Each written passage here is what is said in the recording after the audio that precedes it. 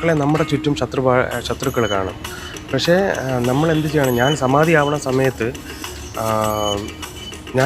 ഞാൻ സമാധിയാകുന്ന സമയത്ത് നിങ്ങൾ രണ്ടുപേരാണ് മക്കളായ നിങ്ങൾ രണ്ടുപേരാണ് കർമ്മം ചെയ്യാനുണ്ടത്. അതിൽ മറ്റൊരാളും അറിയിക്കേണ്ട.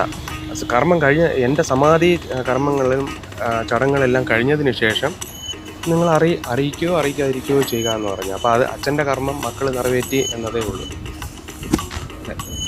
ഇവിടെ പ്രശ്നങ്ങളും കാര്യങ്ങളും ഉണ്ടാക്കിയത് നമ്മുടെ ഈ ഏരിയ ബേസിലുള്ളത് ആളല്ല. കാര്യം ഇതിൽ നമ്മുടെ വീട്ടിൻ്റെ തൊട്ട് പക്കലുള്ള വിശംബരൻ എന്ന് പറഞ്ഞ ഒരാൾ മാത്രമാണ് ഞങ്ങളുടെ വീട്ടിനെക്കുറിച്ച്, ഞങ്ങളുടെ അച്ഛനെയും ഞങ്ങളുടെ ഈ ക്ഷേത്രത്തെക്കുറിച്ചും ഇല്ലാത്ത കാര്യങ്ങൾ പറഞ്ഞിട്ടുള്ളത്. കാര്യം എന്ന് പറയുമ്പോൾ ഞങ്ങളുടെ വീട്ടിൻ്റെ കിഴക്ക് സൈഡിലുള്ള ഒരു വീട്ടിലുള്ള ഒരാളാണ് വിശംബരൻ എന്ന് പറയും.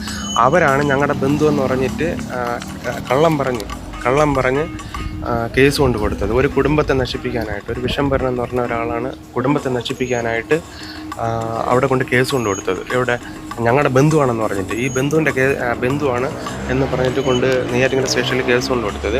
അപ്പം ഞാൻ അവിടെ പോയിരുന്ന സമയത്ത്, കളക്ടറൊക്കെ അവിടെ ഇരുന്ന സമയത്ത് ഞാൻ ചോദിച്ചായിരുന്നു, സാറ് ഞാൻ ചോദിച്ചായിരുന്നു, സാറ് ഞങ്ങളുടെ ഒരു ബന്ധു കംപ്ലൈൻറ്റ് തന്നല്ലോ, ആ ബന്ധുവിൻ്റെ പേരെന്താണെന്ന് ചോദിച്ചു. പേരെന്താണെന്ന് ചോദിച്ചപ്പോൾ അന്ന് DGP ആയിരുന്നു എന്ന് തോന്നിയിരുന്നത്. അപ്പോഴാണ് പറഞ്ഞത് വിശംബരൻ എന്നാണ് പറഞ്ഞത് പേര്.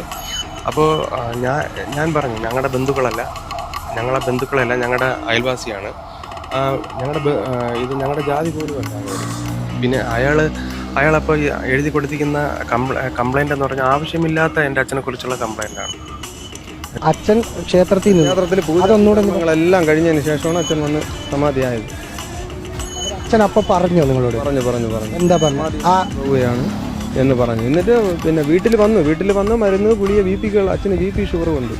BPക്കുള്ള ഗുളികയും കഴിച്ചു, ഇതിനെല്ലാം കഴിച്ച് പിന്നെ ഇൻസുലിനൊക്കെ വെച്ചതിന് ശേഷമാണ് അച്ഛൻ കഞ്ഞിയൊക്കെ കുടിച്ചു സമാധിയാവാൻ പോകുന്നതെന്ന് പറഞ്ഞ ശേഷമാണ് അവിടെ നിന്ന് പറഞ്ഞ് സമാധി ഇരുന്നത്. പുതുപ്പൊടിയൊക്കെ തൊട്ട് എല്ലാം ശിവമയം. ശിവമാര് പറഞ്ഞെന്താണെന്ന് വെച്ചാൽ അയാൾ ചാവാൻ പോണതിന് മുമ്പേ പൂജ ചെയ്ത് പിന്നെ അവിടെ നിരന്തി കുളിപ്പിച്ച് അവിടെ കൊണ്ടിരിക്കുന്നതാണ്. അയാൾ ഇതൊന്നും സത്യമുള്ള കാര്യമില്ല. അയാൾ കിടപ്പാണ്.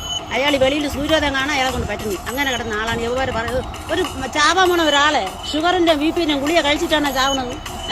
ചാവാതിരിക്കല നമ്മൾ ഗുളിക കഴിക്കുന്നത്. അപ്പോൾ ഇയാൾ അവിടെ നിന്ന് കുഴിക്കാതിരിക്കാൻ വേണ്ടി ഈ ഗുളിക കഴിച്ചോണ്ടാണോ പോകണം? നിങ്ങളൊന്ന് ആലോചിച്ച് നോക്കി.